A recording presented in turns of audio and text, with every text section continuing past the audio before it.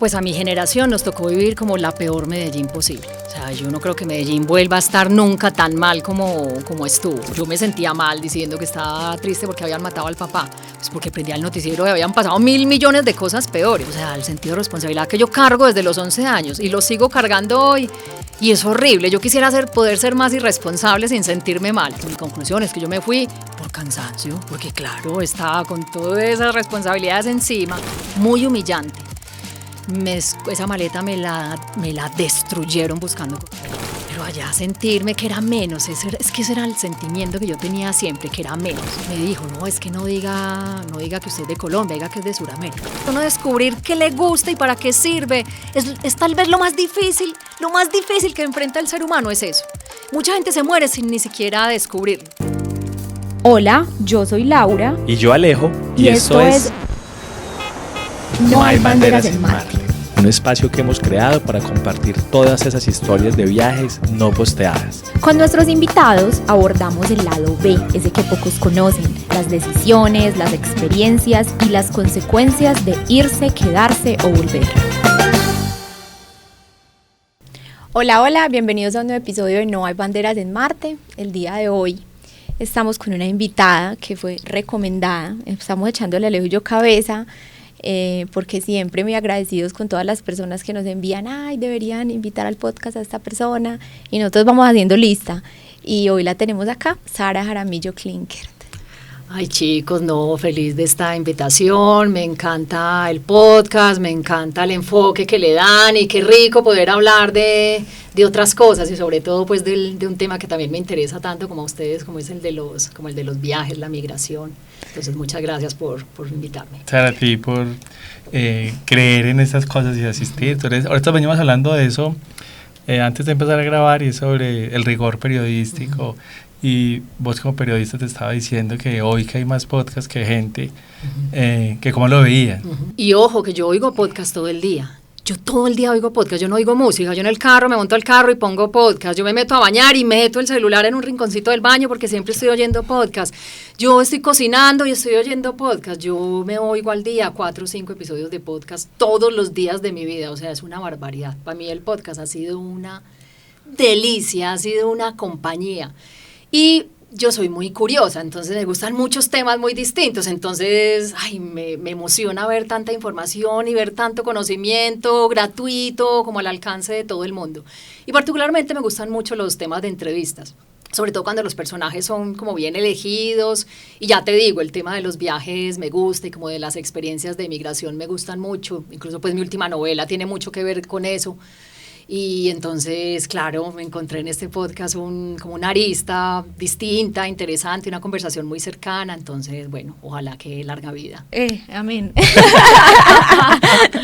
Nosotros pensamos, ¿será que los periodistas de profesión se sentirán un poco como, o sea, esta gente se pudo inventar acá con un micrófono y qué cosa tan poco profesional? Y por eso muchas veces hacemos nosotros como la claridad, nosotros no hacemos periodismo, estos son conversaciones como cuando uno se sienta en la sala de la casa.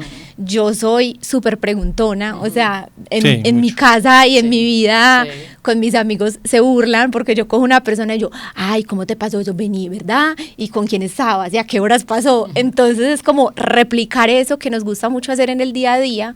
Y hay una cosa que también nos repetimos todo el tiempo y que compartimos mucho Alejo y yo, y es que el conocimiento está en la gente. Exacto. Que es un poco también lo que permiten los viajes, ¿cierto?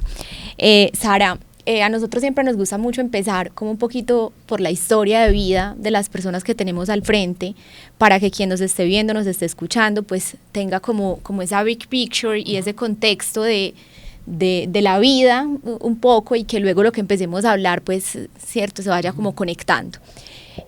Tú naces en Medellín, vienes de una familia numerosa, y hay también un suceso que marca tu vida, que incluso es como un parteaguas, y luego a partir de ahí sale como tu primera novela, que yo sé que muchas personas la han leído, muy famosa. Sí, fue un hit tremendo. Sí, y yo quiero que hablemos un poquito de esa Colombia también, que te tocó vivir en carne propia, esa Colombia muy violenta. ¿Cómo la viviste en ese momento? ¿Cómo sientes que ha marcado tu vida y la forma en que te relacionas con este país? Yo siempre digo que a mí me tocó, pues a mi generación nos tocó vivir como la peor Medellín posible. O sea, yo no creo que Medellín vuelva a estar nunca tan mal como estuvo. Y eso hace que pues, yo tenga la vara con la que me iba a Medellín, pues muy diferente al resto normal de la gente. Entonces cuando me preguntan, ve, ¿cómo está Medellín? Me preguntan mis colegas en España o de la editorial, y yo digo, ay no, súper bien. Pues claro, porque es que yo viví en la Medellín de los 90, para mí cualquier cosa mejor que eso, pues eso es muchísimo. Entonces, a mí me tocó una época muy dura, pero ¿saben qué es lo más teso de todo? Que yo en esa época no sentía que estaba en una época dura, sentía que así era. Yo pensaba que el mundo era así. Yo pensaba que todo el mundo vivía así, como con tanto miedo, con tanta angustia, con tanta inseguridad. Entonces yo no recuerdo de niña haber dicho, ay, ¿yo por qué nací en esta ciudad? Nos deberíamos ir para otro lado, nos deberíamos ir para otro país. A mí eso no se me pasaba por la mente. Y eso que sobre mi familia se cernía, pues por la época en que mataron al papá, ya se cernía mucho como el fantasma de la amenaza.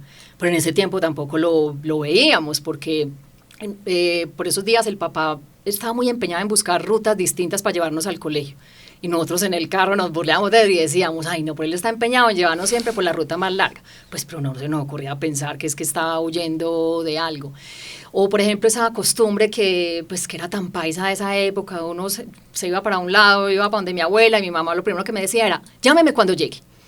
Entonces era eso como de cuidarnos, de asegurarnos de que el otro llegó a la casa, o, ay no salga muy tarde por la noche. Bueno, nosotros vivíamos en la finca, entonces eso era rarísimo en esa época. Hoy en día es muy normal, pero en esa época vivir en una finca, no les quiero decir el bicho raro, como la gente como me miraba cuando yo decía que vivía en una finca. Entonces, pues claro, era como un autocuidado muy grande, no salga después de tal hora. Y pues yo pensaba que eso era normal, que así era todo el mundo, que así de azarosa era la vida de todo el mundo. Y ustedes me creen que, bueno, luego cambiaron las circunstancias, ya sí veía uno como esa Medellín, nosotros cómo hicimos. Yo hablo con mis amigos de esa época y todos decimos, pero nosotros cómo vivíamos, nosotros cómo salíamos. O sea, es que era demasiado peligroso. Yo creo que nunca tuvimos la conciencia de lo peligroso que era hasta que tuvimos distancia en el tiempo y tuvimos ya como más años y más madurez para evaluarlo. Pero nada igual a cuando yo me fui a estudiar a España, que empecé a escribir como maté a mi padre y como estaba haciendo un máster en narrativa tenía que leer capítulos del libro.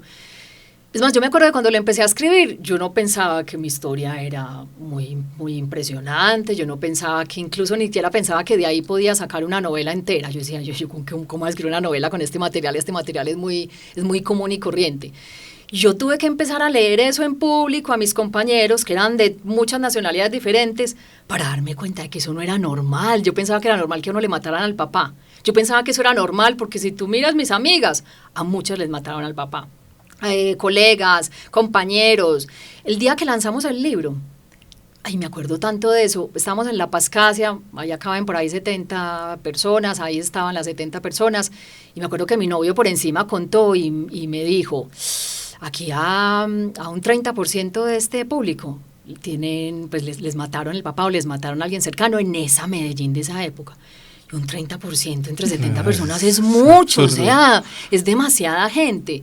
Entonces sí, yo creo que hoy me parece mucho más grave de lo que viví y hoy me pregunto, ¿cómo hicimos la gente de esa época? ¿Cómo hicimos para aguantar y pues bueno, también es que no había otra forma, si ese es el sitio donde usted vive y no está dispuesto a migrar, aguante, porque ¿qué más opciones hay de sobrevivir? Me trajiste un recuerdo de una conversación con María del Mar, Ramón, que nos decía que muchas veces en el ejercicio de salir del país, cuando uno empieza a narrar quién es y qué ha vivido, uno se da cuenta de esa realidad tan distópica que le ha tocado, porque acá pues hemos normalizado mucho la violencia. Y un poco también nos hemos vuelto como insensibles porque no hay tampoco otra alternativa, pero contarlo a otras personas y ver cómo la gente se sorprende, como así, pero te pasó esto y tú estás acá parada como si nada, es muy impresionante. Yo me sorprendí cuando vi las noticias en Australia, como ver las noticias y decía, esta gente, aquí no pasa nada, aquí no pasa absolutamente nada, como escandalizados por unas cosas que para nosotros serían las cosas más cotidianas del mundo, hasta chistes. Y ahí dije, ¿cómo hemos contado a este país Y cómo ha tocado lo que dice Laura, como insensibilizarnos un poco para poder evitarlo, si no se vuelve insostenible. Y sabes, yo también donde lo veo mucho, los rayones que tenemos todos. Yo me fui a vivir a Londres como a los 23 años.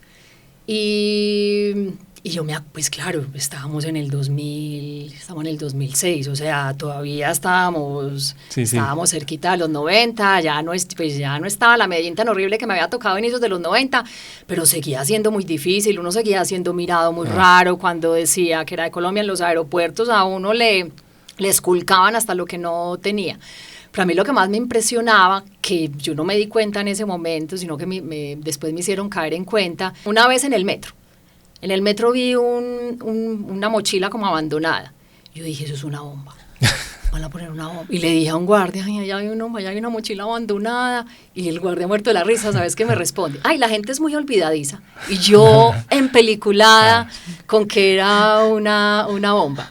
Luego, cuando vivía en España, me acuerdo que yo vivía al lado de un parque, pues, al lado de mi casa había un parque, y era un parque súper bacano.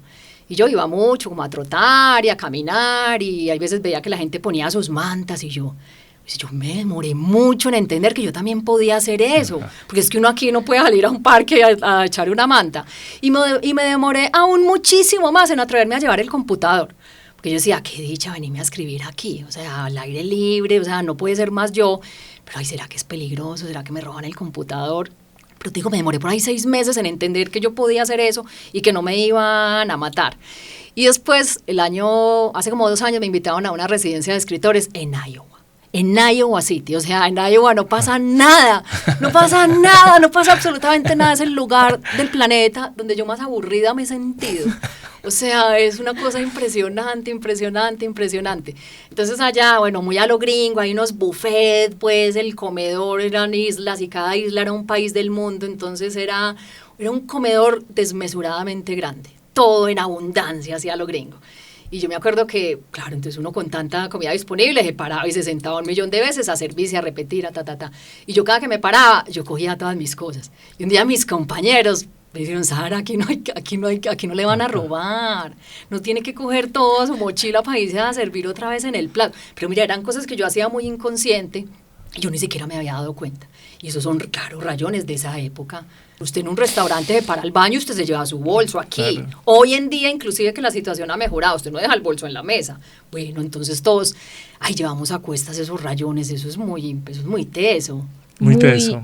Yo un día bajaba por la 19 en Bogotá hablando con un amigo y le decía, en Colombia, o por lo menos en ese momento en Bogotá, había que estar como pendiente de la conversación para que fluyera, pero que había un volardo mal puesto, que se habían robado la tapa de una alcantarilla y me podía ir ahí, que hay un man que está atrás de nosotros hace 2 minutos. Sí. Como que desarrollamos un skill para estar pendiente de 100 cosas al mismo tiempo, muy prevenidos. Y luego le dicen a uno que esté presente. Sí. Pues mira, y que medite. Una cosa de la Medellín de esa época que cuento en el libro. Nosotros en el colegio nos hacían simulacros de qué hacer en caso de que explotara una bomba. Entonces le decían a uno que se tenía que poner en posición fetal y abrir la boca así lo más que pudiera para que no se le explotaran los tímpanos. Ay, ¿por qué le tienen que enseñar eso a unos niños? Me parece insólito. Eso habla del tipo de país en el que vivíamos. O si uno va por carretera, tiene que estar muy pendiente si pasa mucho tiempo sin que venga carro al otro lado. Porque eso significa que hubo un retén de la guerrilla encima. Entonces, nosotros siempre íbamos para la costa y la mamá nos decía, bueno, pendiente si no viene carro para el otro lado. O sea, eso es muy loco. Y éramos niños, íbamos de vacaciones y todos pendientes y venía uno carro para ver si había retén de la guerrilla o no. Sí, cómo configuramos la vida. Qué salvajada, sí. No, y ¿saben qué me parece a mí muy loco de todo eso? Es como pasan los años y todo eso va quedando. Sí, claro. O sea que muchas veces nosotros somos como muy inmediatistas y yo pienso mucho eso con el COVID. Nosotros creemos que fueron el año y medio, yo no sé, que el COVID estaba en furor y que nos encerraron y ya. Y lo mismo de la guerra, o sea, listo, ya pasó. No, es que hoy hay una generación que formó un carácter, una forma de relacionarse con la vida, con el otro, con el país, que está muy determinado por eso que vivió. Y pensando justo en tu libro, como que hay gente que inclusive ni siquiera ha hecho los duelos. Sí. Tú decías mucho por ahí como en unas entrevistas que también el escribir esa historia fue parte como de hacer esa catarsis. Sí. Que tú hiciste el duelo muchos años después Claro, escribiendo. porque pasa es que en esa época pasaban tantas cosas, tantas cosas, y había tanta tragedia alrededor, y eso todos los días había noticias en la casa, que a no sé quién le mataron a no sé dónde, que secuestraron a no sé quién, que le robaron el carro al tío, que atracaron a no sé quién y que lo hirieron no sé dónde. Entonces era tal cantidad de cosas que uno sentía que lo de uno era una cosita más, que a lo mejor había gente que la estaba pasando peor y que le habían ocurrido cosas peores. Entonces estaba mucho esto de, no, hay que ser fuertes, hay que ser fuertes. Y ser fuertes, detrás de ese ser fuertes se esconde el, no puede llorar, no puede hacer su duelo, porque es que uno para llorar, para hacer un duelo necesita llorar. Entonces yo pienso que en esa época no se nos permitía ni siquiera hacer el duelo. Pasaban tal cantidad de cosas que yo me sentía mal diciendo que estaba triste porque habían matado al papá, pues porque prendía el noticiero y habían pasado 1.000 millones de cosas peores. O sea, había muchas personas sufriendo más que yo. Yo con qué derecho pues iba a llorar. Y detrás la mamá, vamos a ser fuertes, vamos a salir adelante todos, vamos a seguir juntos. Entonces era como muy mal visto llorar. Entonces yo sí creo que somos una generación que no hizo esos duelos, que no lloró a sus muertos como hubiese querido. Yo no sé, somos una generación como que arrastramos un montón de heridas y de miedos y de cicatrices. Yo siento que yo el duelo lo hice escribiendo el libro. Yo lloré tanto, yo creo que yo lloré más escribiendo ese libro que a los 11 años enfrentando esa muerte del papá. Yo decía, ¿por qué estoy llorando tanto? Es que yo no podía parar de llorar, ya había capítulos que pues, tenía que llorar y llorar antes de seguir, y me acostaba maluca por la noche, y al otro día lo releía y volvía y lloraba. Yo decía, ay, a mí esto ¿por qué me está doliendo tanto? Es que me duele mucho. Claro, estaba haciendo el duelo en ese momento. Ahí fue muy duro y muy difícil, fue como enfrentarme, sí, otra vez a todos esos demonios, y sobre todo darme cuenta de lo que decías ahora, Laura, lo normalizada que tenía la violencia. Pucha, yo tantas de las cosas que escribí ahí, y lo que les dije al principio, yo pensaba que eso era normal.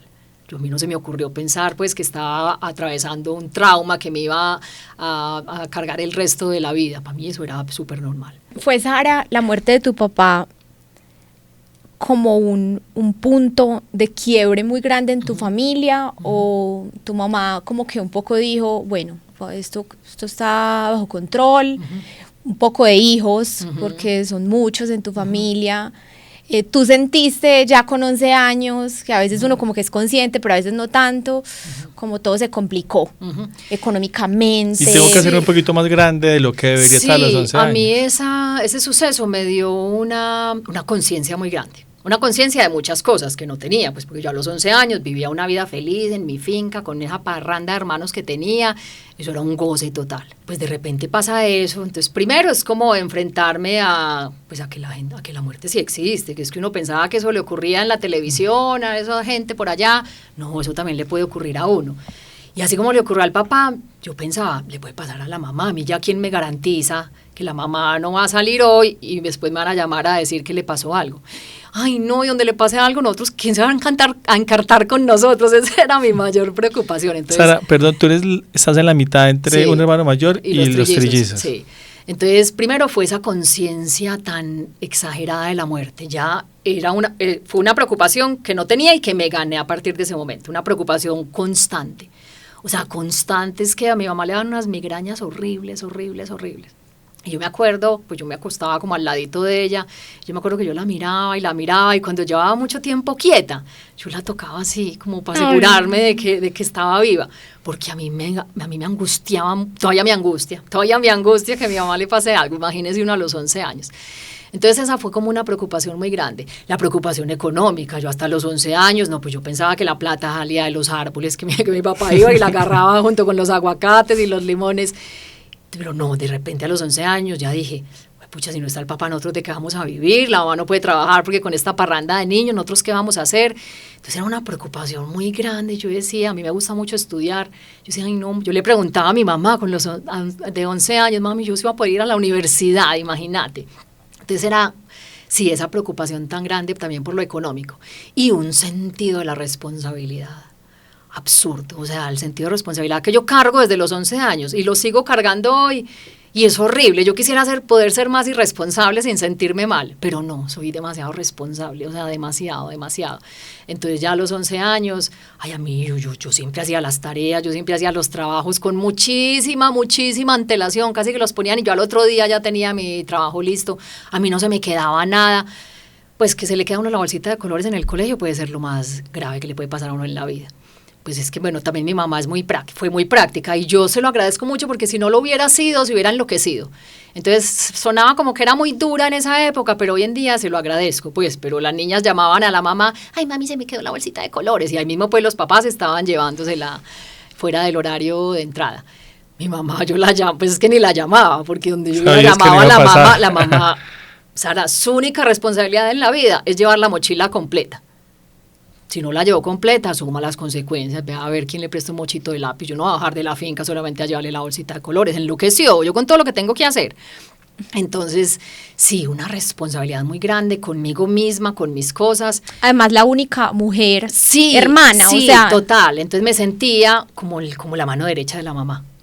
Yo me eché encima de esa carga. Una solidaridad femenina. Claro, a mí esa carga no me correspondía, a mí nadie me dijo, le tiene que ayudar a la mamá, nadie, pero yo solita asumí que tenía que hacer eso, en parte porque a mí me daba mucho miedo que ella se fundiera, porque yo la veía tan cansada, llena de tantas cosas, con tantas responsabilidades, con tantas preocupaciones. Yo decía, güey, pucha, la mamá se va a fundir, donde la mamá se nos funda, ¿qué vamos a hacer? Entonces yo le tengo que ayudar, ese era como mi pensamiento. Entonces sí, eso me cambió todo, el concepto de familia. Yo por eso ahora les decía que yo no quise tener hijos, pues porque claro, yo desde esa época viendo cómo es una dinámica familiar, lo berraco que es sostener una familia, lo que cuesta económicamente, en tiempo, emocionalmente, levantar a otra persona que está a tu cargo. Entonces yo desde esa edad decía, ay no, yo no quiero esto en mi vida, yo no quiero tener hijos, yo no quiero tener más responsabilidades que yo. Entonces, sí, mira, me cambió todo ese suceso me cambió toda mi forma de pensar y de enfrentar la vida, y hoy en día siento que sostengo todavía esos cambios. Sabes que te escucho y me siento como muy reflejada, como en ese exceso de responsabilidad que uno de pronto a veces como tan chiquito va desarrollando y que ni siquiera a veces es como responsabilidad de los padres, sino que es como una lectura que uno hace del contexto y va cargándose. Claro.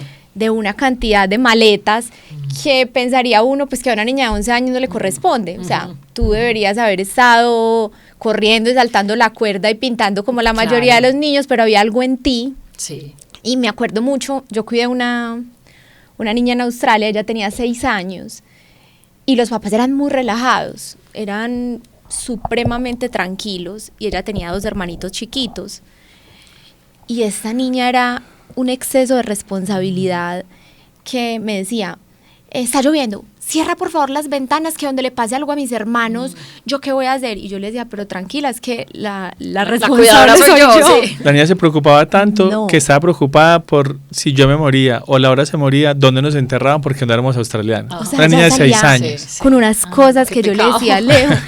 Y luego, claro, y uno dice, qué pecado, porque va a crecer y luego uno ya grande se da cuenta que ha cargado con una cantidad de cosas que no te ha pasado, pues sí, como ahora. Claro, total. Yo quisiera ser menos responsable hoy en día. Ay, yo ya tan vieja. Yo ya con la vida montada, pero no, güey, pucha, mi sentido de la puntualidad, por ejemplo, o sea, yo soy obsesiva con la puntualidad. Ay, no soy obsesiva con tantas cosas, qué cansancio. Con el aseo de la casa, por ejemplo. Yo desde los 11 años la mamá nos repartía escobas los fines de semana y todos nos van a ayudar a arreglar la casa. Entonces, no, pucha, yo siento que tengo que barrer y trapear y mantener todo limpio. La cocinada, yo a los 13 años ya cocinaba de todo, porque si la mamá se demoraba, ¿quién cocinaba en la casa? Pues yo. Entonces, pues madre, sí, qué cansancio. ¿Cómo fue tu relación con Colombia cuando te fuiste la primera vez? Como que te diste cuenta que había otras posibilidades de vivir diferentes, también hiciste consciente de todo lo que nos cuentas. Mira, la primera vez que yo salí de Colombia, bueno, la primera vez fue a los 15 años, un viaje de quinceañeras, pero bueno, ese no cuenta pues porque fue un crucero y bueno, eso estuvo ahí como en la misma burbujita de siempre. Digamos que ese viaje no me enseñó nada. El que yo considero como mi primera salida de verdad, mi salida sola por mí misma, fue cuando me fui a Londres. y ya estaba vieja, tenía 23 años, y salvo ese viaje a Estados Unidos, yo nunca había salido del país, y menos pues había cruzado el charco, pues menos había ido a otro continente. Y yo hoy ese viaje lo analizo, bueno, y lo he analizado mucho porque la novela que estoy a punto de publicar es sobre eso. Yo ese viaje claro, entonces eso me ha obligado como a volver mucho y a analizar yo por qué me fui, y mi conclusión es que yo me fui por cansancio, porque claro, estaba con todas esas responsabilidades encima. De todas esas responsabilidades, hoy lo veo así, tenía unos dolores de espalda impresionantes, entonces tenía un trabajo que no me gustaba. Y era un súper trabajo, o sea, era el trabajo soñado para una recién egresada. Yo era la directora de Comunicaciones y Relaciones Públicas de una empresa gigante aquí. Tenía 21 años cuando me lo dieron, tenía 23 personas a cargo. Ay, pero a mí no me gustaba, porque yo quería hacer periodismo, porque a mí no me gusta la rutina, a mí no me gustan las oficinas, ay no, a mí no me gustan los horarios, yo soy muy distinta a esa vida empresarial. Ay, no me gustan los tacones ni las medias veladas, y en esa época obligaban a usar esas prendas tan horrendas. Pues ustedes son como muy bien, de tenis. Sí. Es más, yo hoy en día, yo no me pongo unos tacones hace por ahí 15 años. Yo Bien solo me pongo tenis, a Muy mí, bien hecho. hasta para matrimonios, para todo, yo siempre me voy de tenis, me importa un soberano pepino. Entonces yo estaba muy cansada de ese trabajo, estaba muy cansada en mi casa, estaba mamá en mi casa, estaba mamá de mis hermanos, pero estaba muy cansada de mis hermanos, pues claro, llevaba todo este rato también cargando un montón de cosas. Tenía muchos dolores de espalda, entonces estaba muy enferma de la espalda.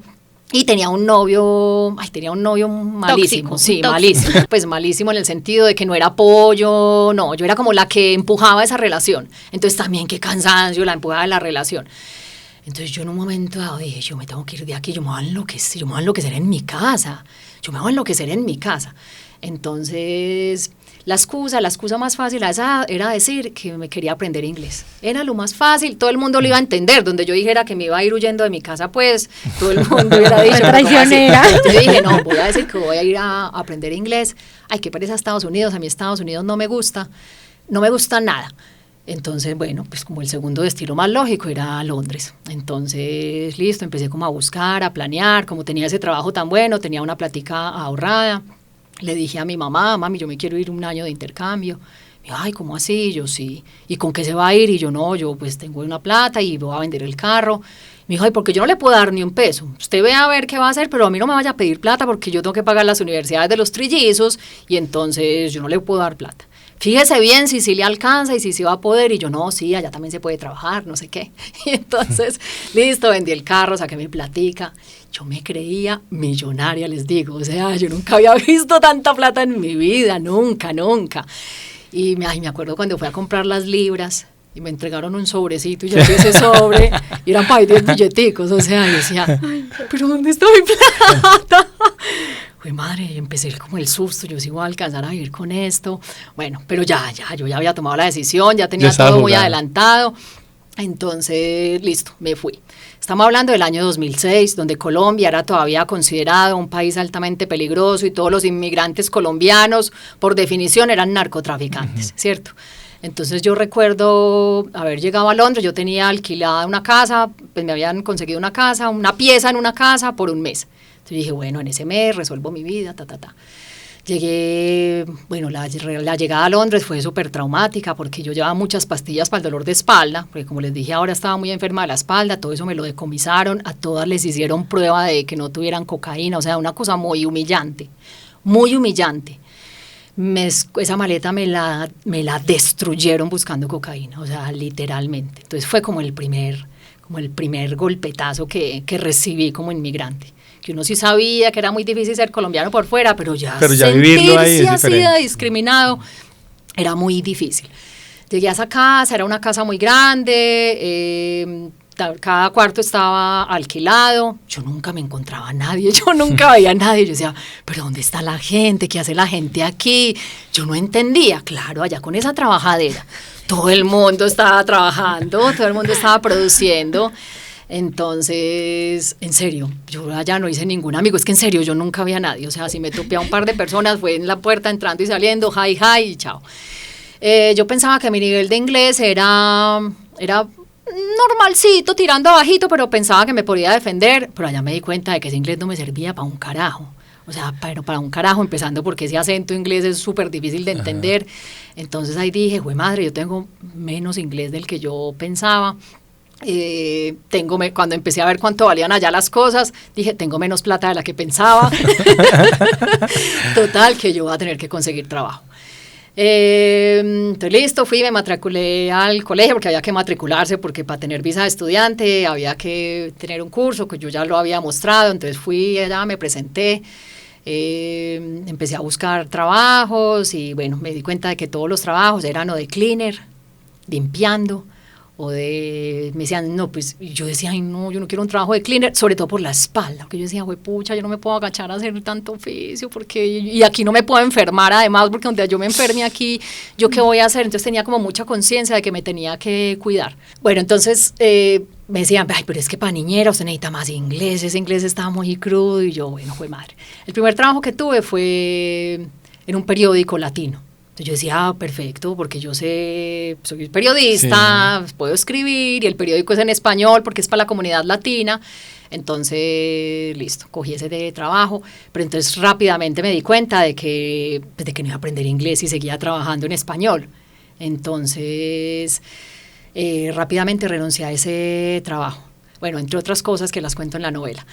Entonces luego empezaron trabajos de ayudante de cocina, de mesera, de niñera, ya empecé como a tener cositas, pero pues tenía que tener 3, 4 trabajos para poder pagar esa casa.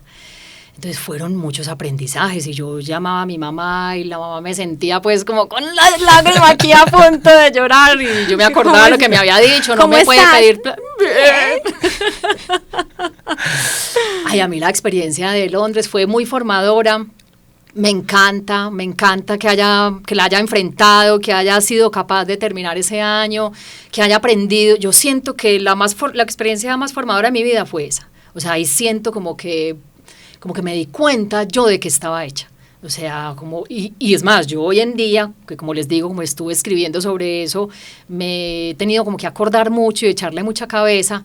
Ay, a mí me sorprende mucho el arrojo que uno tiene a los 23 años. Yo me quisiera ese arrojo para hoy en día. La autoconfianza. Yo decía, güey, madre, yo cómo apliqué a este trabajo con mi nivel de inglés. Yo sí soy bruta.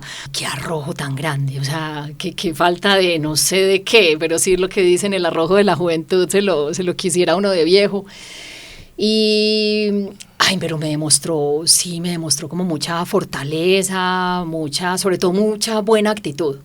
Yo en los momentos más difíciles, que fueron muchos, yo recuerdo que yo siempre como que me decía, ay, esto es un año. Que ya me dijeran que yo tengo que vivir así el resto de la vida, pues bueno, me pongo a llorar. Pero si es un año no más, o sea, un año yo lo puedo superar, me lo voy a tratar de gozar. Y esa fue como mi actitud. ¿Y nunca te sedujo la idea de me voy a quedar? No, ni loca. Yo decía, pero que yo veía a la gente, sobre todo a los latinos y a los colombianos, con muchas afanes de quedarse.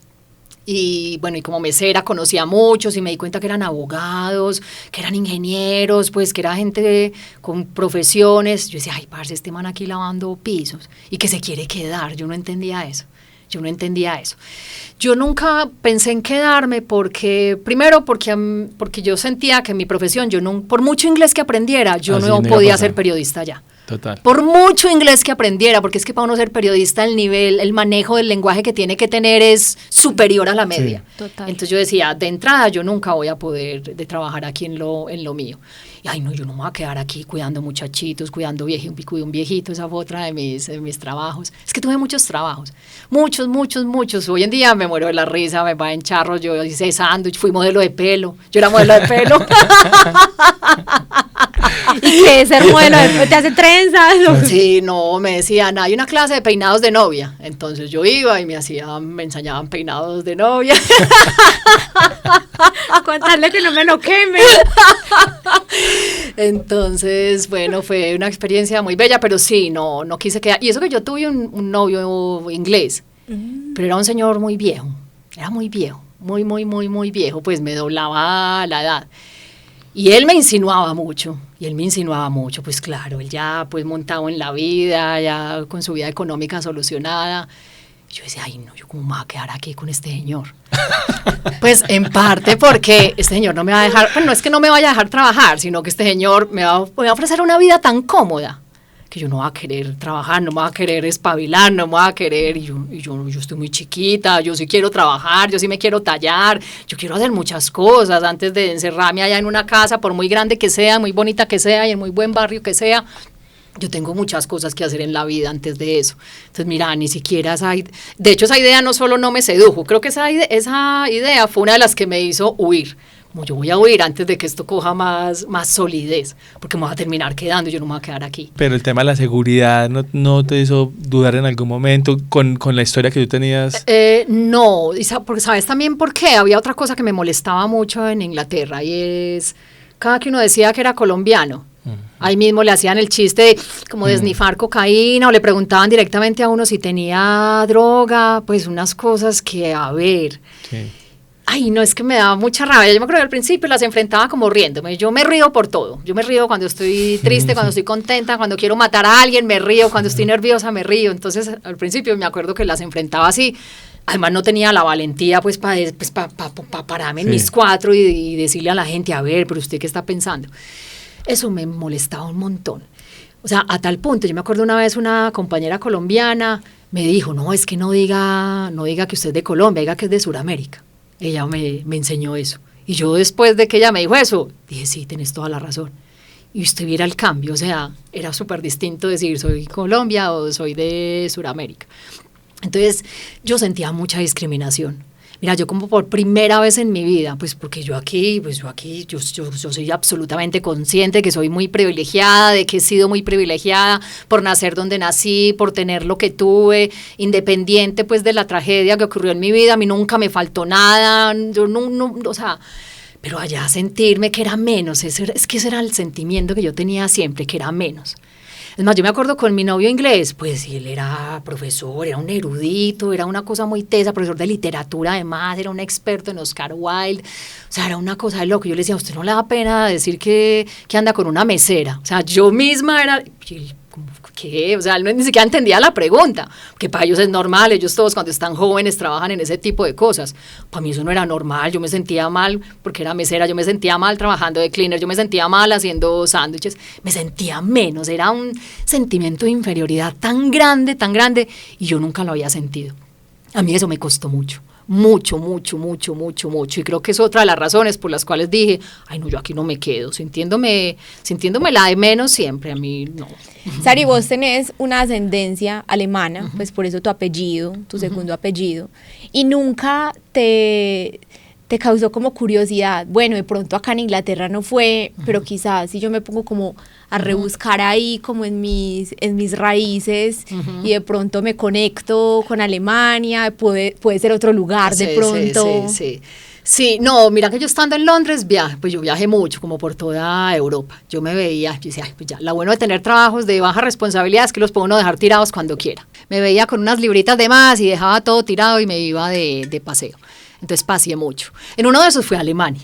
Yo dije, bueno, pues sí, qué rico ir a conocer como el lugar de donde vino el bisabuelo. Ay, pero te digo, yo me conecté cero con la cultura alemana, o sea, nunca me había sentido menos alemana en mi vida que estando allá. Todo lo que es un alemán es lo que yo no soy, somos absolutamente diferentes. Y me pareció todo como tan rígido, ay, como esa incapacidad, ay, no sé. Jamás me vi viviendo allá, jamás. Y sí, mira, yo tengo primos que sí han intentado como recuperar la ciudadanía alemana, pues para tener el pasaporte y Ay, a mí eso yo nunca le gasté un peso a eso, ni le hice ninguna vuelta, ellos sí hicieron muchas averiguaciones, eso fue muy difícil, pues es uno de los pasaportes más difíciles de conseguir, ya había una generación de por medio que era la de mi mamá pues y mis tíos, y ellos nunca habían hecho nada por tener esa nacionalidad, porque claro, el bisabuelo vino a principios de 1900, pero luego cuando estalló la Segunda Guerra Mundial, a ellos les daba pena decir que eran alemanes, les daba física pena, entonces nunca le inculcaron a mis tíos la idea de aprender el lenguaje, de ir a conocer, y entre otras cosas, a mí la historia del bisabuelo, Ay, yo algún día la quisiera escribir, pero semi-inventada, porque nadie sabe muy bien esa historia. ¿Cómo llegó acá? Sí, nadie sabe muy bien esa historia, pero yo me la he, pues con los pedacitos que tengo, he tratado como de inventarme una versión. Y mi versión me gusta mucho, porque en mi versión él se vino, y esto sí lo sabemos, él se vino con alguien de apellido Wolf. Por eso el apellido Wolf también lo vemos aquí en Colombia. Y ellos se bajaron, ellos cogieron un barco y dijeron, nos bajamos en el primer puerto que pare. Uh-huh. Y ese primer puerto donde bajó fue Puerto Colombia. Entonces ellos se bajaron allá, no conocían a nadie, no hablaban el idioma. Y bueno, aquí se fueron quedando. Pero yo siempre he dicho, pero él por qué nunca volvió a Alemania, él por qué nunca habló de su familia. Entonces mi teoría es que venía huyendo. De las responsabilidades. Ay, no sé de qué venía huyendo, me falta inventarme esa parte de la historia, sí, pero bueno, algún día me la termino de inventar y la escribo. Sara, ¿cómo es vivir en Colombia de escribir? Pues depende, todo depende, es que depende de muchas cosas. Depende de, lo primero, de cuántos libros usted venda.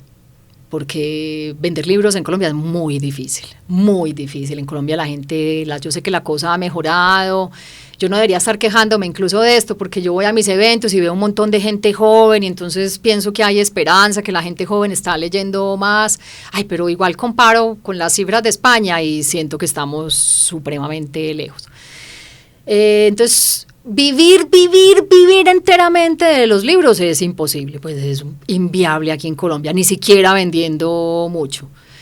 Pero el hecho de que tú tengas un libro publicado y se venda bien, eso te abre muchas puertas, te abre puertas en la docencia. Entonces yo hago mis talleres de escritura y mis talleres se los pelean, entonces digamos que ahí me recupero plata, me invitan a dar conferencias, me invitan a dar charlas, me invitan a dar discursos y entonces todo eso como lo que lo monetizo. Entonces digamos que no vivo directamente de escribir, pero mira que tangencialmente sí, porque todo eso me lo ofrecen es por el hecho de ser escritora. Entonces, visto así, sí estoy viviendo de la escritura y de lo tangencial que me resulta. ¿En qué momento descubres que te quieres ir como por el lado de la escritura?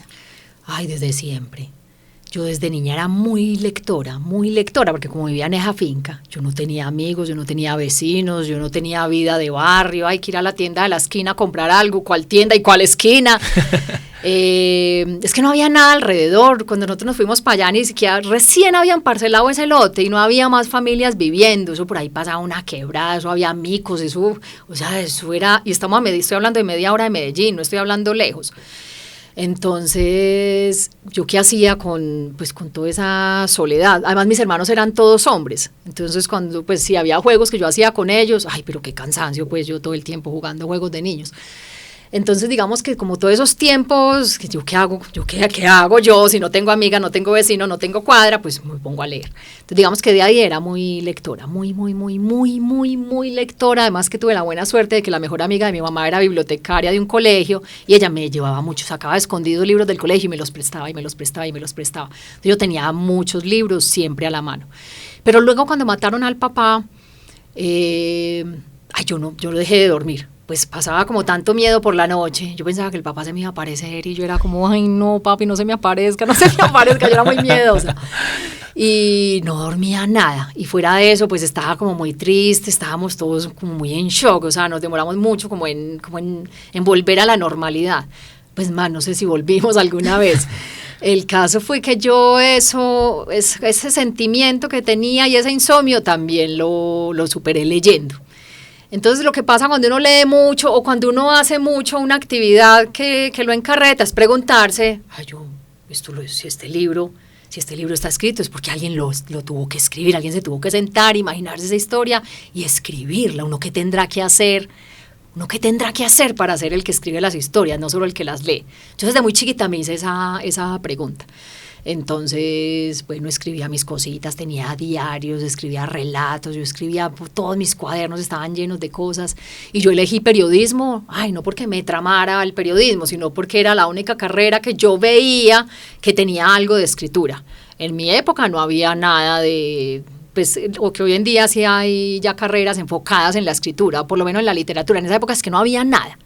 Entonces digamos que yo dije, ay, bueno, el periodismo es como lo más cercano. Entonces digamos que desde eso yo tenía ya la inquietud. Pero yo veía eso tan imposible. Pues yo veía eso tan imposible. Uno de verdad, una cosa es decir, quiero ser escritora, otra cosa es sentarse y escribir una novela. Y yo me sentaba todos los años, pero nunca era capaz de terminar nada. Pues a mí en la página 25 se me moría todo. Entonces, en un momento dado dije, es que esto no me basta con querer, yo necesito herramientas.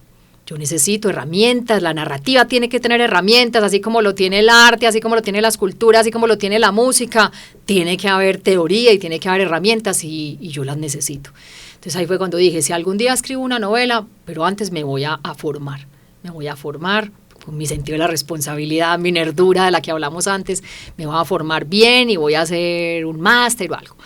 Ay, pero pasaba el tiempo y yo no hacía nada, ni hacía el máster, ni terminaba la novela, pues en parte porque estaba trabajando. Entonces cuando trabajaba, claro, tenía plata, pero no tenía tiempo para estudiar. Y cuando no estaba trabajando, tenía el tiempo para estudiar, pero entonces no tenía la plata. Entonces estuve en ese bucle, ay, como que patinando un montón de años, sintiendo que me estaba traicionando a mí misma. Yo decía, yo me estoy traicionando, si yo tengo tan claro lo que quiero hacer en la vida desde tan chiquita. Y eso a mí me parece una de las cosas más difíciles del planeta, uno descubrir qué le gusta y para qué sirve. Es tal vez lo más difícil que enfrenta el ser humano es eso. Mucha gente se muere sin ni siquiera descubrirlo. Y yo lo tenía tan claro desde tan niña y a ver qué he hecho. Entonces yo me daba muy duro con eso. Pero ustedes no saben lo duro que yo me daba, lo que me atormentaba no tener la novela escrita.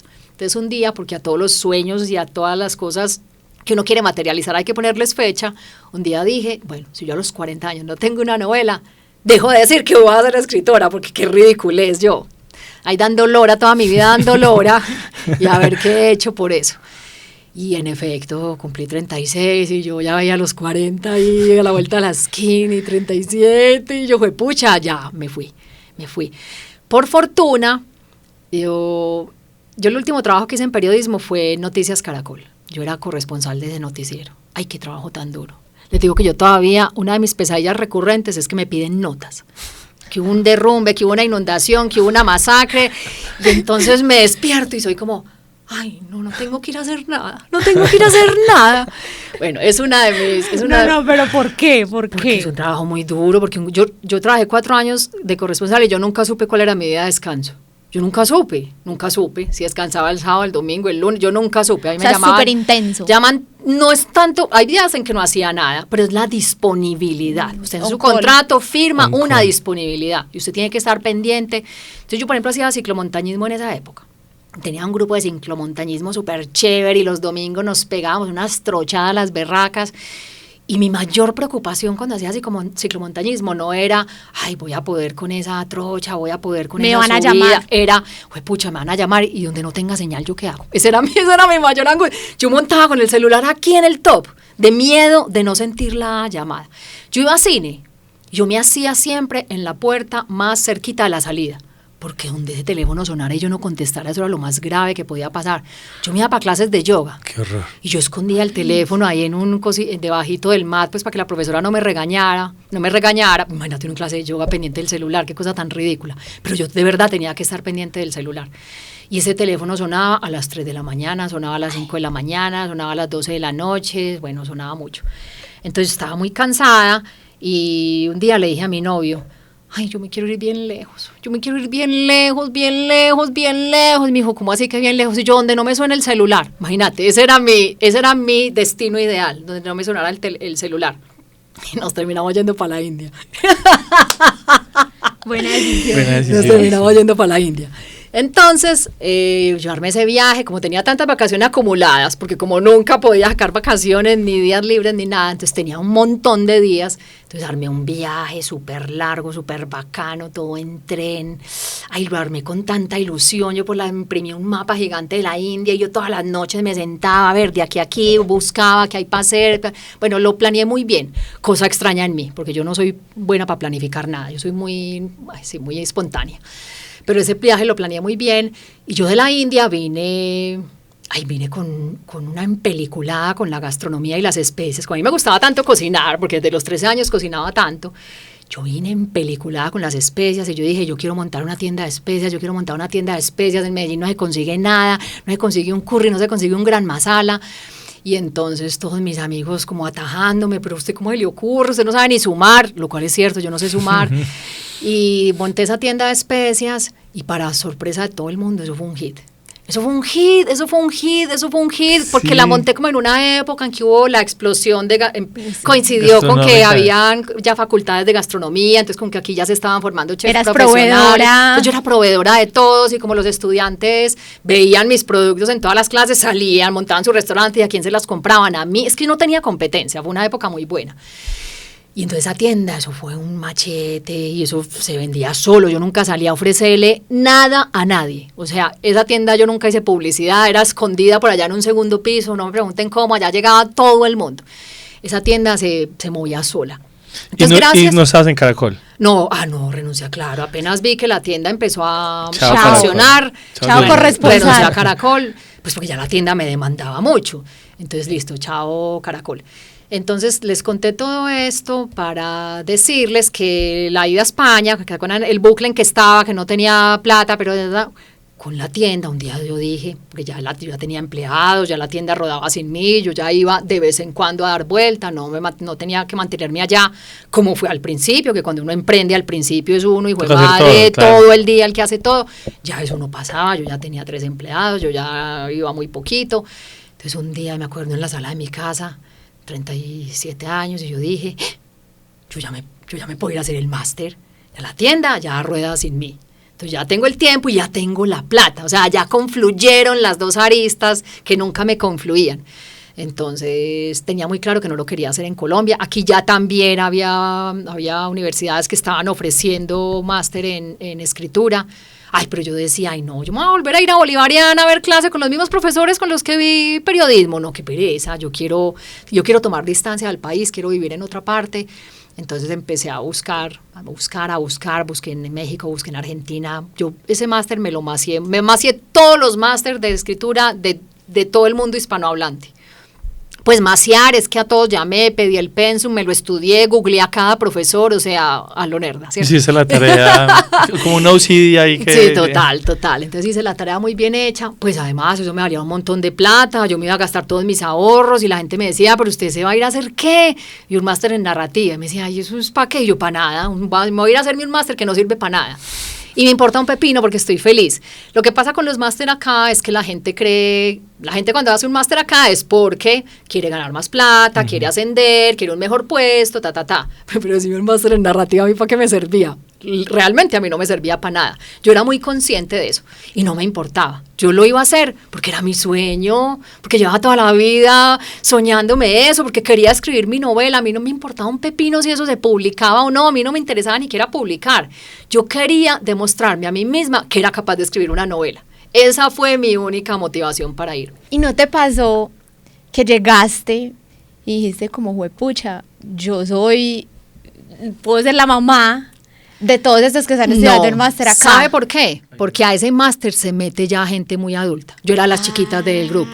Ese máster lo hacen las personas que toda la vida querían escribir así como yo, pero que esperaron a jubilarse, porque nunca tuvieron ese momento en que confluyó el tiempo y el dinero. Te lo pregunté porque cuando nosotros nos fuimos a hacer los másters en España, pues nos llevamos la sorpresa de que la gente como que empata el pregrado con el máster. Entonces, o sea, eran niños pues pelados de 23 años, de 24 años, y por ejemplo Alejo ya estaba más grande. Horrible. Y era como, sí, como todo fuera de look, pues como que hay una sensación de, pucha, soy súper grande para estar haciendo esto. Sí, total. Había gente de mi edad y había gente ya mucho mayor y sobre todo muchos jubilados de todas partes de Latinoamérica y había muchos de España, entonces era un grupo así como muy variopinto.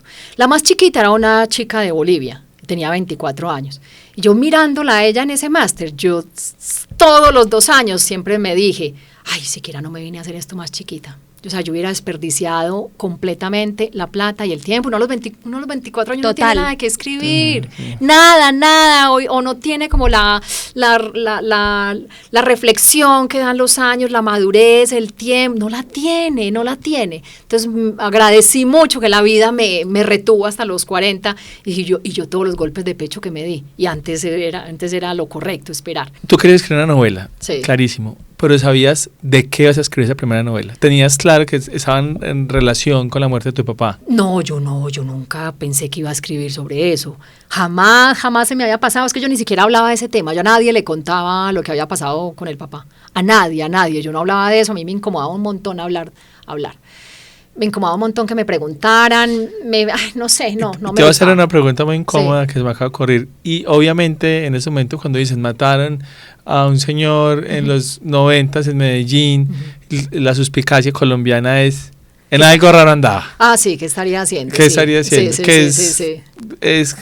pues llegamos hasta ese nivel. Sí, claro. Pasaba tanto en ese país que la gente dice, Sí. a nadie, tranquilo por ahí lo Sí. andan. Sí. ¿Esas preguntas eran constantes o ¿sabes no habían que no? insinuaciones al No, respecto? sabes que no, pues si las hubo, nadie nunca me las dijo de frente.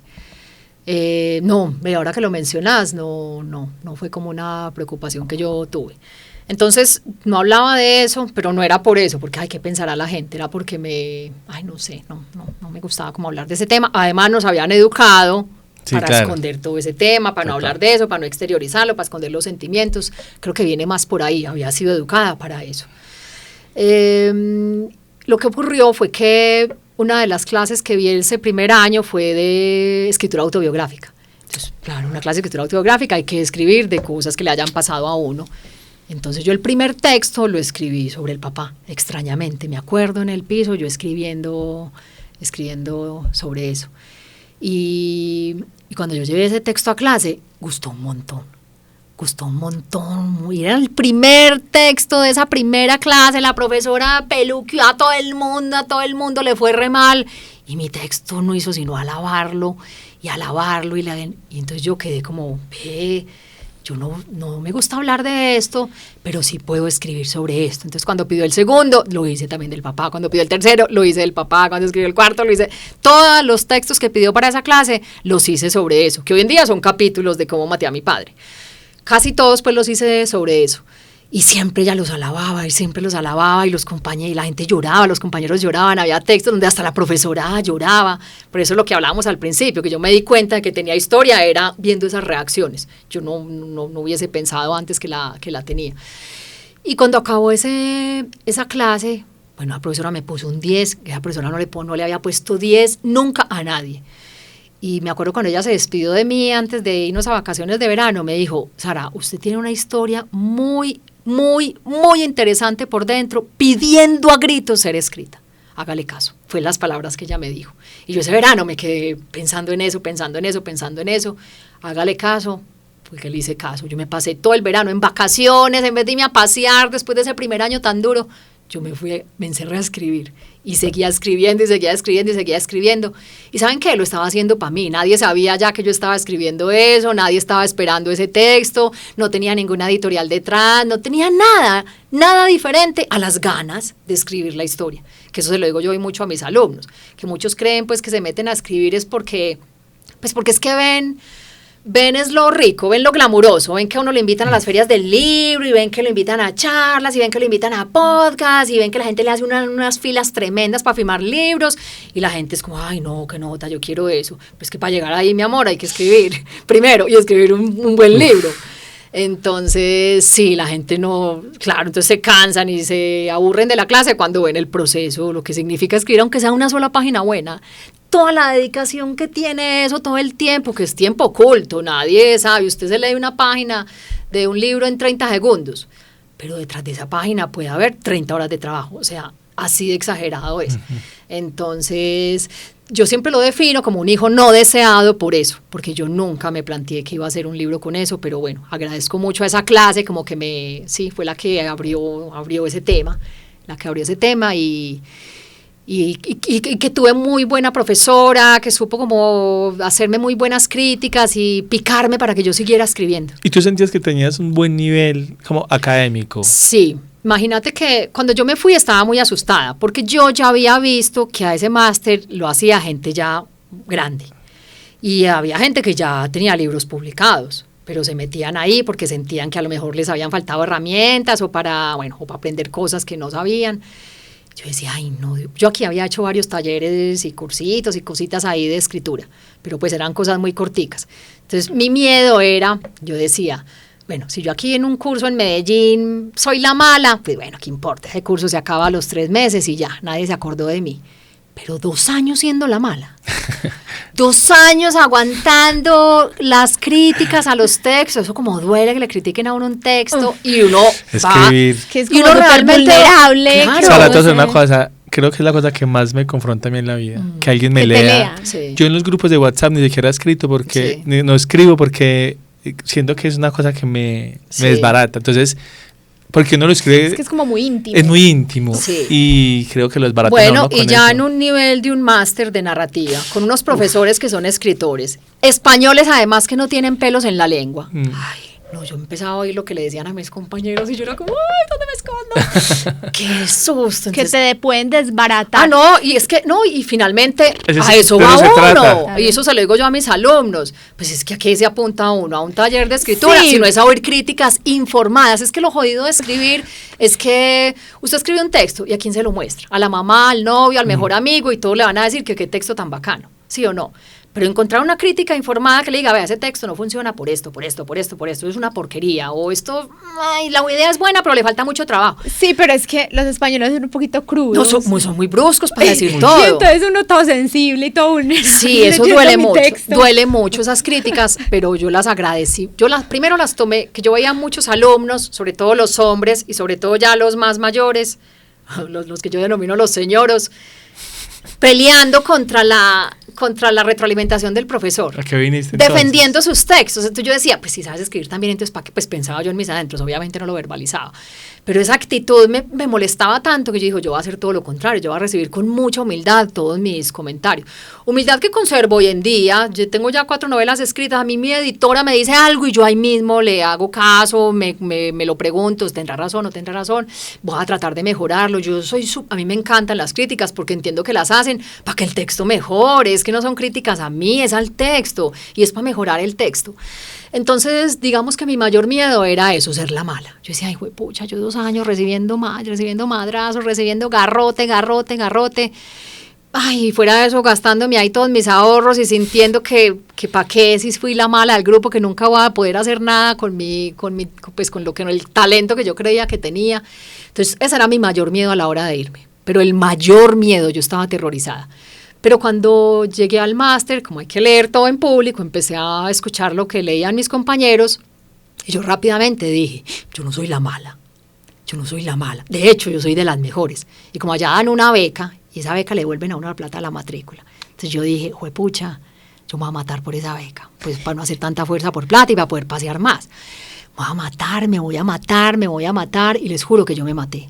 O sea, esa frase de Bukowski que dice, encuentra algo que te guste y deja que te mate. Yo la entendí en el máster. Yo les juro que yo me maté. Yo escribía todo el día, yo escribía toda la noche, yo escribía enferma, yo escribía con dolor de espalda.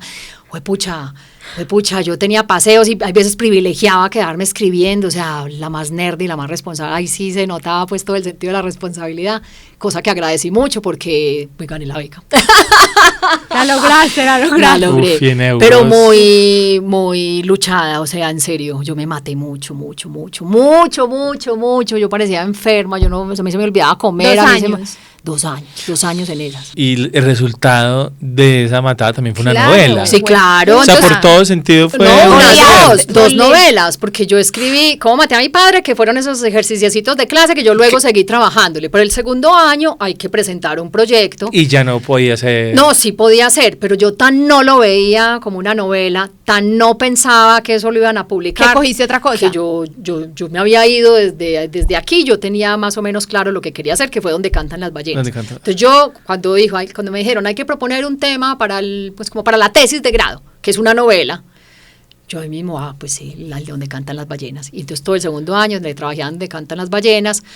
Y cuando me cansaba de ese, le seguía trabajando como maté a mi padre, que en ese momento no era como maté a mi padre, eran unos textos que yo estaba haciendo para mí. Entonces, claro, a mí me rindió mucho. Entonces la gente me dice, ¿pero cómo le rindió tanto? Y yo, pues porque me encerraba todo el día y toda la noche a escribir. O sea, estaba absolutamente obsesionada. La gente me preguntaba, ay, ¿qué cómo hice para escribir esas 2 novelas? Incluso hay veces de manera simultánea. Yo les digo, no sé. No sé, es algo que yo no sería capaz de hacer hoy en día. Tal vez estaba muy enfocada, estaba muy dedicada solo a eso, no tenía que trabajar, o sea, estaba solo pensando en el máster, todo el día y toda la noche en el máster.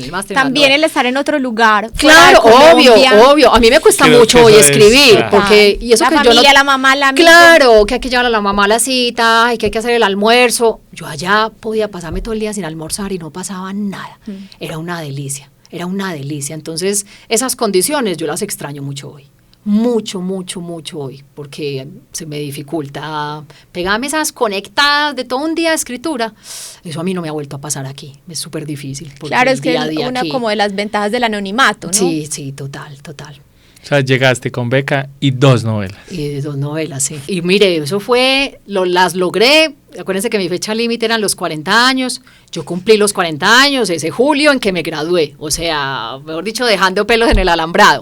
Pero a falta de una, tenía 2 novelas. Entonces, digamos que yo ya solo con eso, yo estaba feliz. Yo decía, pucha, ya lo logré, esto era lo que yo quería. Tener una novela escrita antes de los 40. Ya vea, tengo 2. Ya, yo con eso estaba súper feliz. Ya a mí que se publicara, que no se publicara, a mí eso me tenía sin cuidado. Lo que les dije ahora, mi interés era demostrarme que era capaz de hacerlo. Pero me parece muy bacano lo que dijiste ahorita cuando hablamos de la edad. Yo siento que a nosotros quizás también nos pasó eso, que como hicimos las maestrías y ya teníamos como un foco, como una idea mucho más clara de cómo nos proyectábamos nosotros en la vida. O sea, no era una maestría por llenar una hoja de vida y decir, no, es que tengo un estudio más y me van a pagar más, sino que ya había una convicción muy grande de lo que nosotros queríamos hacer. Yo incluso yo creo que esto nunca lo he contado acá, pero mi trabajo de grado, o sea, mi tesis de mi maestría fue esto. No literalmente, pero fue el principio de... Sí. Exactamente. ¿Y el tuyo? Sí. Entonces, como que ya veníamos un poco dándole tantas vueltas a algo que queríamos desarrollar, pero eso pasa con el tiempo. Sí, es que a veces hablamos mucho acá. Uno a los 18 años está muy perdido en la vida. Mira, yo en mis talleres de escritura, a mí me han ofrecido en todas las universidades dar clases. Y yo siempre digo que no. ¿Por qué? Porque me gustan más mis talleres, que va gente que de verdad quiere escribir. Y son todos grandes. Nunca se ha metido ahí nadie de menos de 30 años. Nunca. Siempre todo es gente grande. Entonces me encanta porque están enfocados, porque están ahí porque quieren, no por rellenar nada, no por nada, porque quieren. Y es lo que les he dicho ya en varias ocasiones, que para escribir hay que escribir sin pensar en que se va a publicar, en que me voy a hacer famoso, en que voy a vender muchos libros, en que van a hacer películas de mis libros. Eso jode mucho para escribir, esa expectativa jode mucho para escribir. Entonces, y yo hoy en día extraño mucho eso, esa ingenuidad con la que escribí esas 2 novelas. Donde estaba pensando que eso nadie las estaba esperando, que no iba a pasar nada con ellas, 0 presiones de por medio, estaba haciendo lo que yo realmente quería. Yo ya escribo muy distinto porque tengo un contrato gigante con un nombre, hay una presión ahí. Siento que ya hay lectores que están ahí como esperando, tengo una editora que entonces cada mes es como, a ver, usted hace mucho no me manda textos y está escribiendo, hay una editorial que ya me ha hecho firmar un contrato. Ya la crítica también. Claro, me han hecho firmar un contrato y me han dado un adelanto, el cual ya me he gastado, entonces ya siento ese compromiso. Claro, ya hay lectores esperando y sí, ya hay crítica como pendiente a ver si fue un chepazo la primera, un chepazo la segunda, un chepazo la tercera. Sara, ¿cómo fue esa experiencia en España? Pues ya te fuiste a otra cosa, otra edad, como en comparación a la experiencia de Londres. Ay, mira, la experiencia de Londres me sirvió mucho para decidir cómo quería vivir en España. En Londres, pues uno para vivir solo tiene que ser más o menos multimillonario. Yo siempre viví con un montón de gente y eso me parecía horrible convivir con la gente. Es difícil convivir con los hermanos, que son la sangre de uno, criados como uno. Ahora para convivir con extraños. Entonces yo siempre tuve que compartir piso con un montón de gente Y a mí esto me molestaba un montón, porque yo soy muy organizada, porque... El hiperaseo colombiano. Claro, porque me gusta mucho mi espacio, mi silencio, mi soledad, pues al fin y al cabo criada en finca, yo soy muy solitaria, a mí me estorba mucho la gente, a mí me gusta mucho mis tiempos libres. Entonces allá era siempre bulla, siempre gente entrando y saliendo, ay, siempre el problema del uno, el problema del otro, el problema del de más allá. Ay, qué cansancio, qué cansancio, qué cansancio. Entonces yo dije, en España lo que más claro tengo es que quiero vivir sola. O sea, yo no voy a compartir con nadie. Además porque voy a ir a escribir, necesito mucho silencio, mucha calma, necesito vivir que mis tiempos sean como a mí me dé la gana. Si quiero estar toda la noche despierta escribiendo y dormir todo el día, que nadie me esté preguntando, pero usted por qué está durmiendo todo el día. Entonces eso fue como lo primero. Yo dije, pucha, tengo que buscar muy bien porque me quiero ir a vivir sola. Y en efecto logré irme a vivir sola. Y eso fue una delicia, porque yo llegué allá y yo me di cuenta de que yo nunca había vivido sola. Siempre había estado yo con tantos hermanos, siempre había estado conviviendo con mucha gente, en ambientes muy bullosos, de mucha laraca, de mucha cosa. Yo allá decía, ¿qué es esta fantasía? Dios mío, yo me puedo levantar a la hora que quiera, me puedo acostar a la hora que quiera, puedo comer a la hora que quiera o no comer y nadie va a estar diciéndome, pero mi hijita no ha comido. Bueno, entonces para mí de entrada eso fue como, además porque yo salí de la finca de vivir con mis hermanos y yo me fui a vivir de una con mi novio. Entonces mira, nunca había vivido sola, nunca. Yo dije, ¿yo cómo me salté esta etapa? O sea, esta es la mejor etapa de la vida, esta es la forma ideal de vida. Entonces, además porque cuando me fui para España, pues yo tenía un novio, pues es que es el mismo de ahora, muy estable, ya llevábamos como 10 años. Y yo le dije, me voy a ir a hacer un máster para España, me voy a ir 2 años y me voy a ir sola. Voy a ver si me va a esperar. Me dijo, sola, pero porque voy a ir a escribir y no quiero estar pendiente ni de usted ni de nadie. Si lo quiere, pues piense a ver si está dispuesta a esperarme y si no, chao. Y él es el impulsor más grande de todas mis ideas y de todos mis proyectos. También es una persona mucho mayor que yo. Y eso lo agradezco un montón, porque me ha dejado como toda mi libertad, respeta mucho mis espacios de soledad. Yo cada rato, todos los octubres, pues casi todos los octubres que tengo un proyecto literario activo, me alquilo una casita, una cabañita y me voy un mes sola a escribir.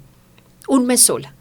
Y él sabe que eso lo tiene que respetar, si mucho lo dejo que me lleve y me recoja. Y ya, pero él respeta un montón eso. Y los amigos que son como de su edad, yo me acuerdo cuando me fui para España, todos los amigos le decían, pero vos sos huevón, ella tan joven todavía, te la van a quitar.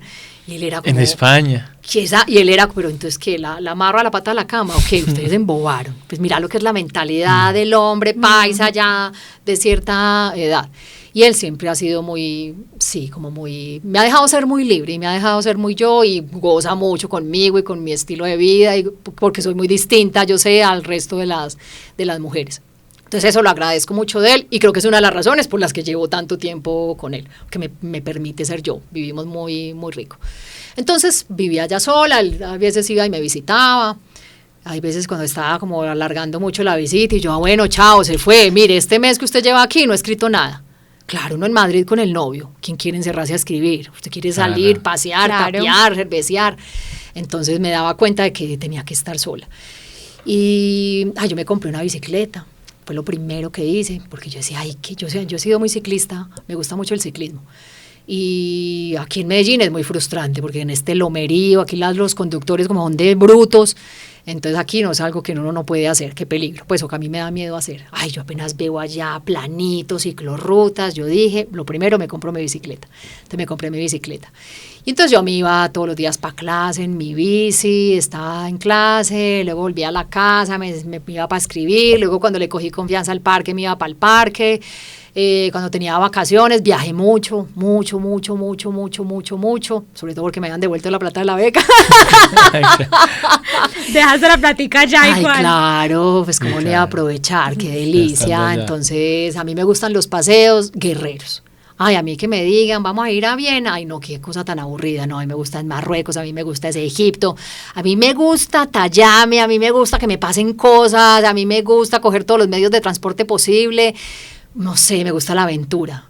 A mí un hotel todo incluido, es como lo más triste, el concepto más triste de vacaciones que se me ocurre, es un hotel todo incluido. ¿Qué le pasa a uno en un hotel todo incluido? ¡Qué horror! Ya sabe uno qué va a desayunar, qué va a almorzar, qué trago se va a tomar y qué va a pasar en el día, de la piscina a la soleadora, de la soleadora a la piscina. No, qué horror. Yo soy muy distinta, a mí me gusta mucho aventurear. Entonces ese año pude hacer todo eso y fue alucinante. Yo esos 2 años los tengo como los mejores años de mi vida. Y fue muy duro porque fue de mucha exigencia académica, pero estaba haciendo lo que quería, entonces no me importaba y ahí todo. Te planteaste como, o sea, este podría ser un buen lugar para mí. Sí, yo en España viviría, pero saltándome los inviernos.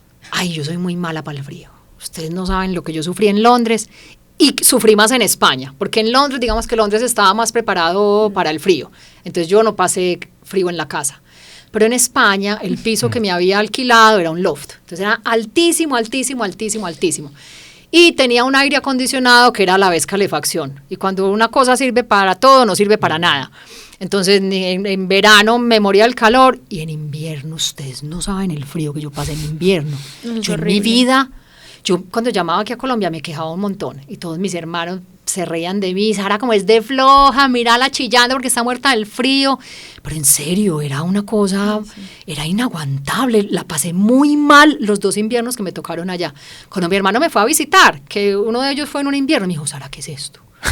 Usted se había quedado con Hacía más frío en el piso que afuera. Dios mío, que sí, eso me decía, es que vengo de la calle y está más frío aquí. Además tenía unas ventanas gigantes, esas ventanas se enfriaban horrible. Y yo no bajaba, eso tiene la persianita, yo no bajaba nada de eso. Mis compañeros españoles me decían, es que lo tiene que bajar porque el frío enfría las ventanas y la ventana le enfría el apartamento. Y yo decía, yo no soy capaz de vivir sin luz.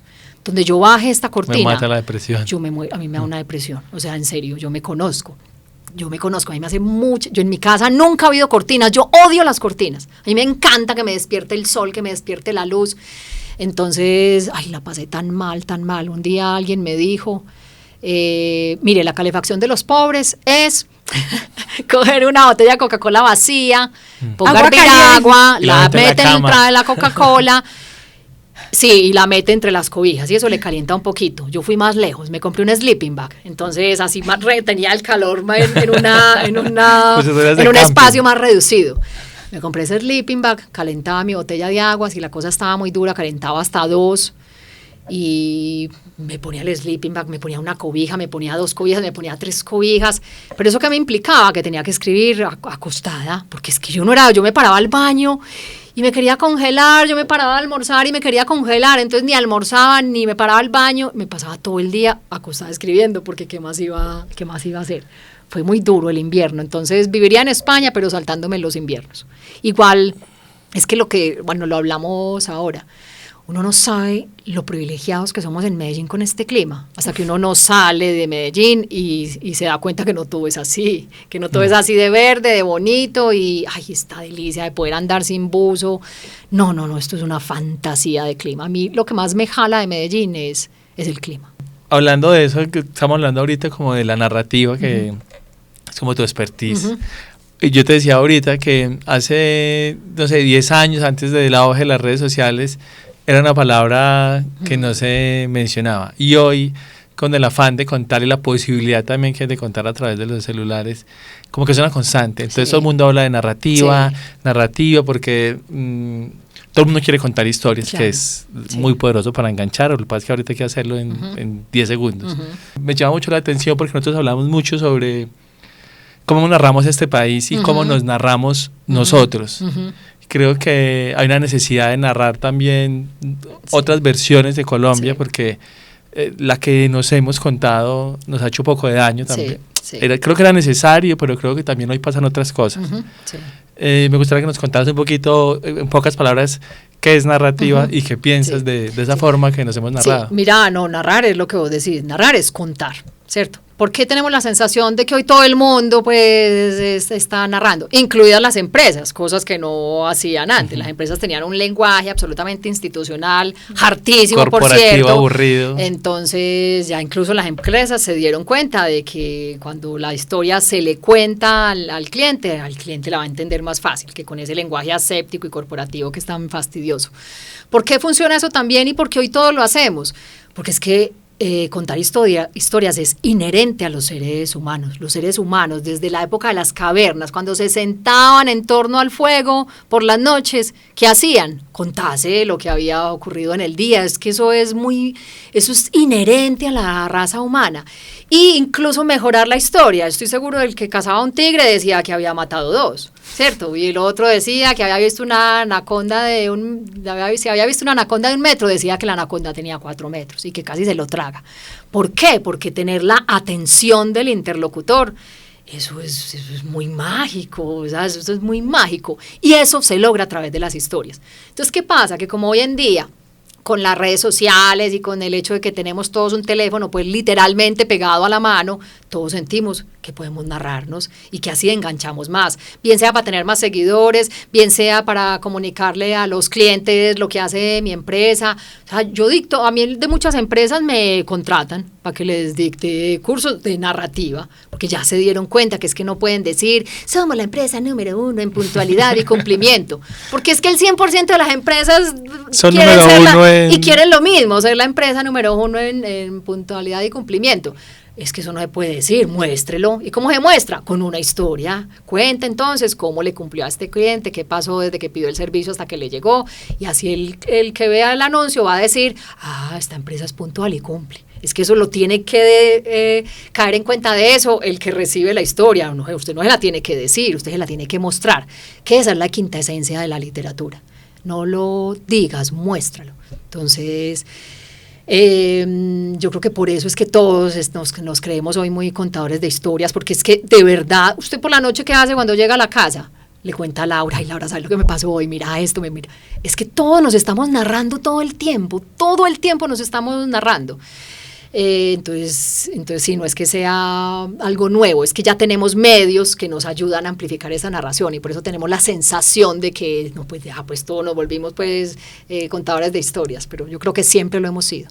Te quería preguntar sobre hacer autobiografía y como la responsabilidad que trae eso con tu familia. O sea, cuando uno hace autobiografía en el tema que tú tocaste en tu primera novela, pues casi que te toca de una forma u otra involucrar a otros ahí, como tú no lo pensaste como una novela, sino como un trabajo académico, pues seguramente empezaste a escribir, sí, a contar todo.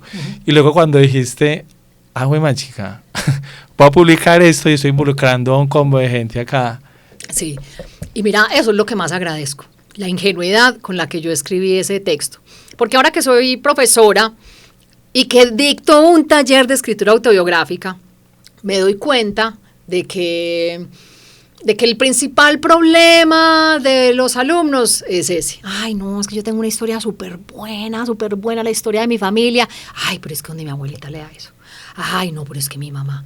Ay, no, pero entonces, ¿qué van a pensar? O sea, eso de entrada los frena un montón. Y yo siempre les digo, lo que usted le da pena contar, lo que usted quiere ocultar, es lo más interesante de la historia. Es lo más interesante de la historia. Entonces, hay técnicas para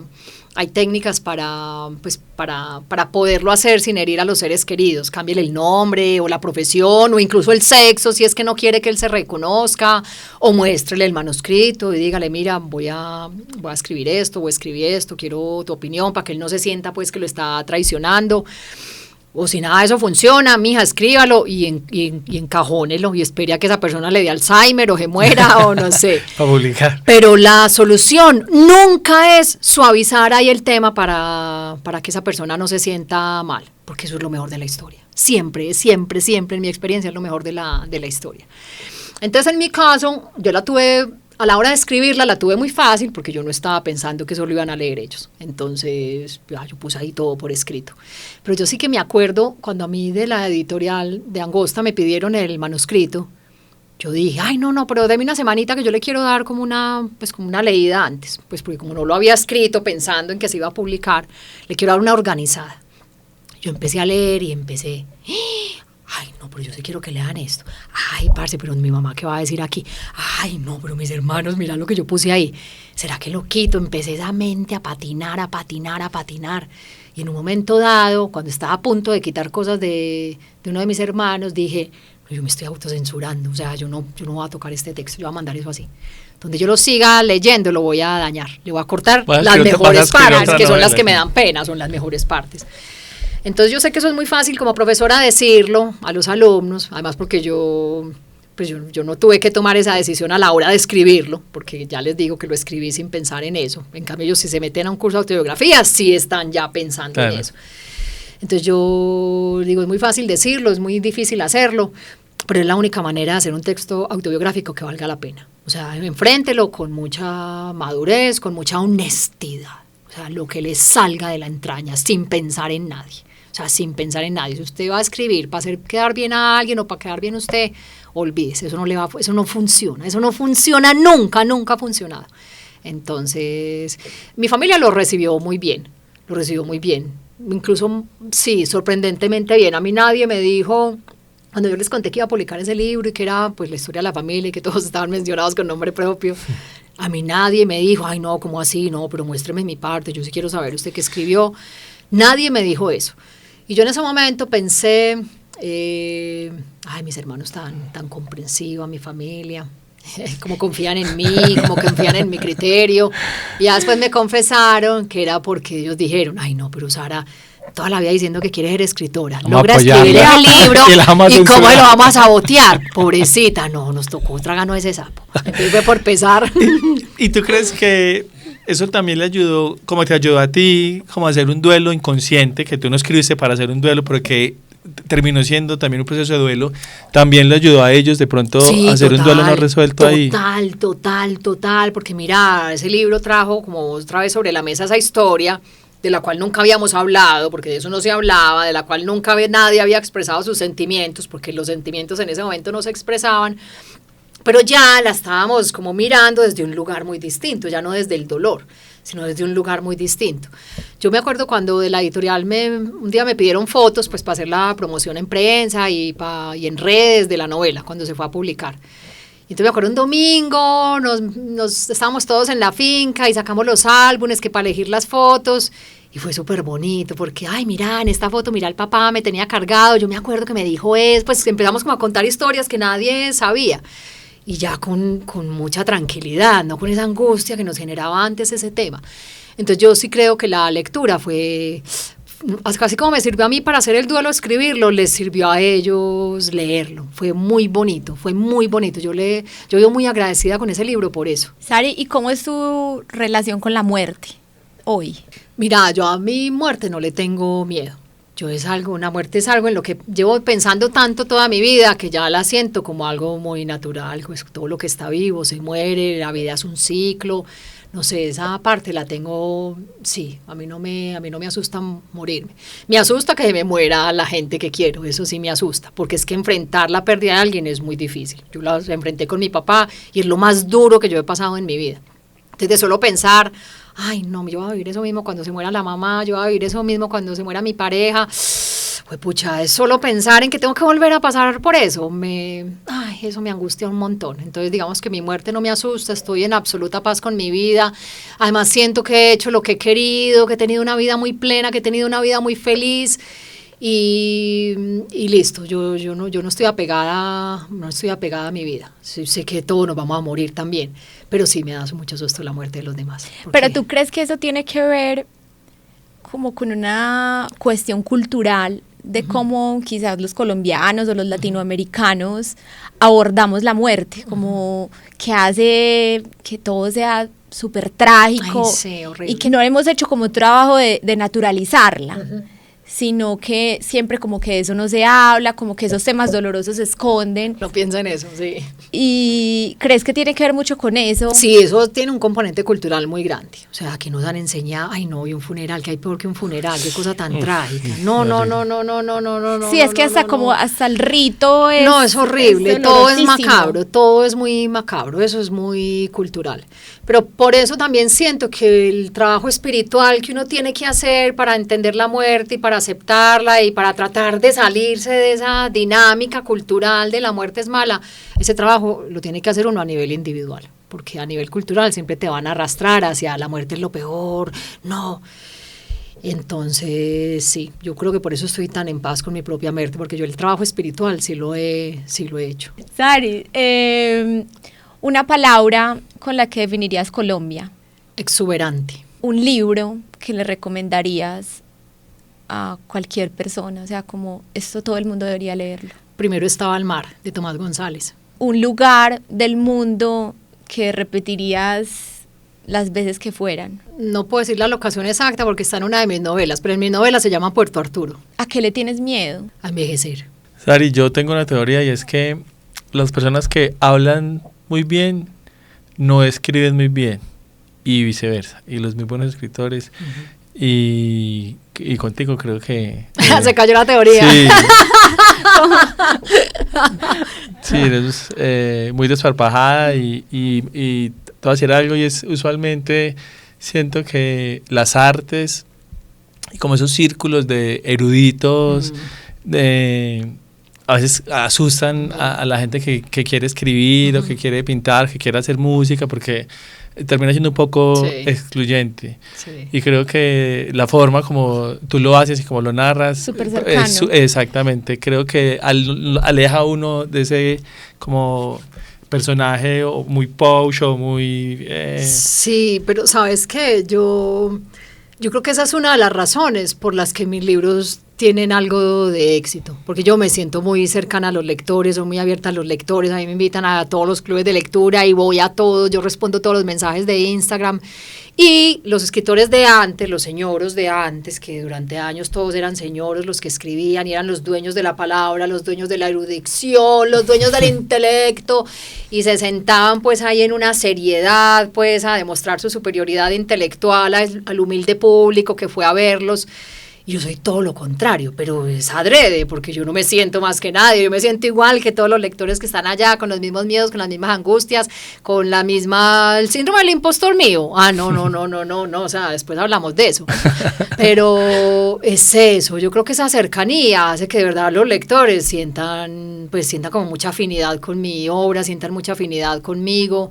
Y me encanta eso, desmitificar la literatura o el ejercicio literario como una cosa de hiperintelectuales que están por encima del... Yo no me siento por encima de nadie. Y yo creo que esa es una de las cosas, bueno, y ahora con las redes sociales es muy fácil también tener como ese nivel de cercanía.